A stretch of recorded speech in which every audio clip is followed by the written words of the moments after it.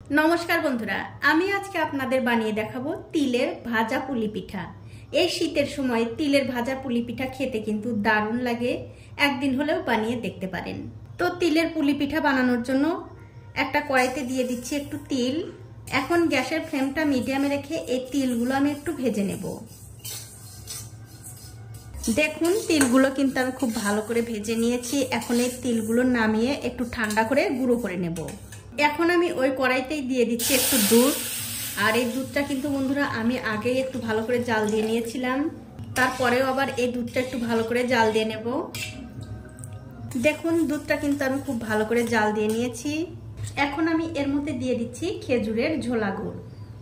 তারপর এই দুধ আর গুড়টা আবারও খুব ভালো করে জাল দিয়ে নিতে হবে। দেখুন দুধ আর গুড়টা কিন্তু আমি ৩-৪ মিনিট ধরে খুব ভালো করে জাল দিয়ে নিয়েছি। এবারে গ্যাসের ফ্লেমটা একদম লোতে করে দিয়ে এর মধ্যে দিয়ে দিচ্ছি আগে থেকে ভেজে রাখা সেই তিলটা কিন্তু আমি গুঁড়ো করে নিয়েছি, সেই তিল দিয়ে দিলাম। তারপর ভালো করে মিশিয়ে দিয়ে এর মধ্যে আমি দিয়ে দিচ্ছি একটু চালের গুঁড়ো। এবারে গ্যাসের ফ্লেমটা লো টু মিডিয়ামে রেখে এই চালের গুঁড়োটা তিল আর দুধের সঙ্গে খুব ভালো করে মিশিয়ে নিতে হবে। আর যতক্ষণ না ভালো করে মিশে যাচ্ছে ততক্ষণ মেশাতে হবে আর একটু শুকনো শুকনো করে নিতে হবে। দেখুন গ্যাসের ফ্লেমটা লো টু মিডিয়ামে রেখে এই খিসাটা কিন্তু আমি বানিয়ে নিয়েছি। আর বন্ধুরা দুধের মধ্যে যখন আপনারা চালের গুঁড়োটা দেবেন তখন কিন্তু একটু একটু দলা পাকিয়ে যেতে পারে। সেই ক্ষেত্রে কিন্তু খুব তাড়াতাড়ি নাড়াচাড়া করে এই দুধের সঙ্গে চালের গুঁড়োটা মিশিয়ে দিতে হবে। তবুও যদি দেখেন একটু একটু দলা পাকিয়েই গেছে তখন গ্যাসের ফ্লেমটা বন্ধ করে দিয়ে একটুখানি ঢাকা দিয়ে রেখে দেবেন। তাহলে কিন্তু ছোট ছোট যে দলা বাঁধবে সেগুলো ভেঙে যাবে। দেখুন এই খিসাটা কিন্তু হয়ে গেছে। এবারে গ্যাসের ফ্লেমটা বন্ধ করে দিয়ে এই খিসাটা আমি নামিয়ে নিচ্ছি। খিসাটা নামিয়ে নেবার পর ওই কড়াইতে দিয়ে দিচ্ছি 2 বাটি জল। জলের মধ্যে দিয়ে দিচ্ছি স্বাদ অনুযায়ী নুন। এবারে গ্যাসের ফ্লেমটা বাড়িয়ে দিয়ে এই জলটা আমি খুব ভালো করে গরম করে নেব। দেখুন গ্যাসের ফ্লেমটা বাড়িয়ে দিয়ে এই জলটা কিন্তু আমি খুব ভালো করে গরম করে নিয়েছি। আর অবশ্যই কিন্তু জলটা 3 থেকে 4 মিনিট ভালো করে জাল করে নিতে হবে। এবারে গ্যাসের ফ্লেমটা একদম লোতে করে দিয়ে এর মধ্যে দিয়ে দিচ্ছি 1 বাটি আতপ চালের গুঁড়ো। তারপর এই জলের সঙ্গে খুব ভালো করে মিশিয়ে এই চালের গুঁড়োর একটা ডো আমাদের তৈরি করে নিতে হবে। আর আমার এই ছোট্ট চ্যানেলটি যারা সাবস্ক্রাইব করেছেন তাদেরকে অনেক ধন্যবাদ। আর যারা সাবস্ক্রাইব করেননি তাদেরকে সাবস্ক্রাইব করে নেওয়ার অনুরোধ রইল।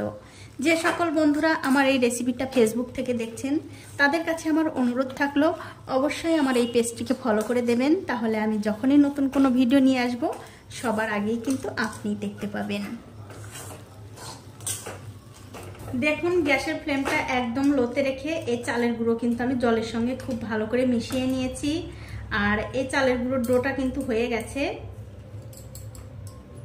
এবারে গ্যাসের ফ্লেমটা বন্ধ করে দিয়ে একটা ঢাকা দিয়ে 5 মিনিট রেখে দেব। 5 মিনিট পর আমি ঢাকাটা তুলে নিচ্ছি। তুলে নিয়ে এই ডোটা আমি অন্য একটা থালায় তুলে নেব।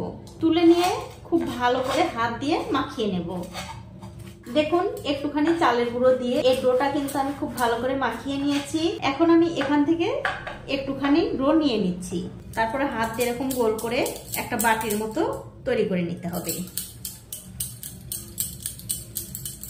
দেখুন আমি কিন্তু খুব সুন্দর করে গোল করে নিয়েছি। এবারে একটুখানি চালের গুঁড়ো দিয়ে একটা বাটির মতো তৈরি করে নিতে হবে। দেখুন ঠিক এরকম করে বানিয়ে নিতে হবে। এবারে যে খিরসাটা আমি বানিয়ে রেখেছি সেটা মাঝখানে দিয়ে এর মুখটা খুব ভালো করে বন্ধ করে দিতে হবে।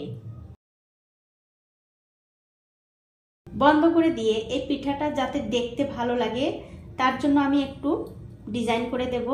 এটা কিন্তু খুব কঠিন একটা কিছু না, শুধু এরকম করে একটু ভাঁজ করে দিতে হবে। তাহলে দেখবেন খুব সুন্দর একটা ডিজাইন হয়ে যাবে। এতে করে পিঠাগুলো দেখতে ভালো লাগবে। দেখুন ঠিক এরকম। দেখুন কত সুন্দর একটা ডিজাইন হয়ে গেল। আর এই একই রকম করে কিন্তু আমি সবগুলোই বানিয়ে নেব।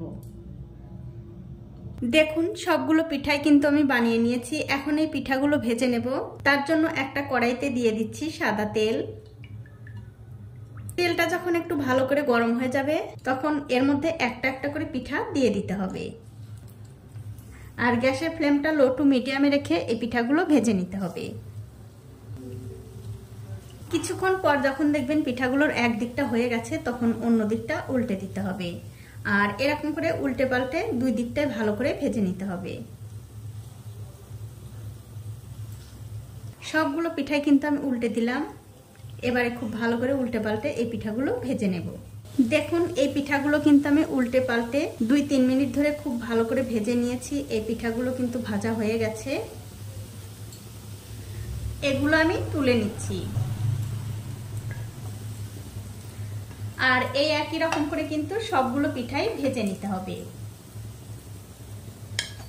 তো এই দেখুন এক এক করে কিন্তু আমি সবগুলো পিঠাই ভেজে নিয়েছি। আর বন্ধুরা এই পিঠাগুলো খেতে এত ভালো লাগে যা আপনারা একদিন বাড়িতে না খেলে বুঝতে পারবেন না।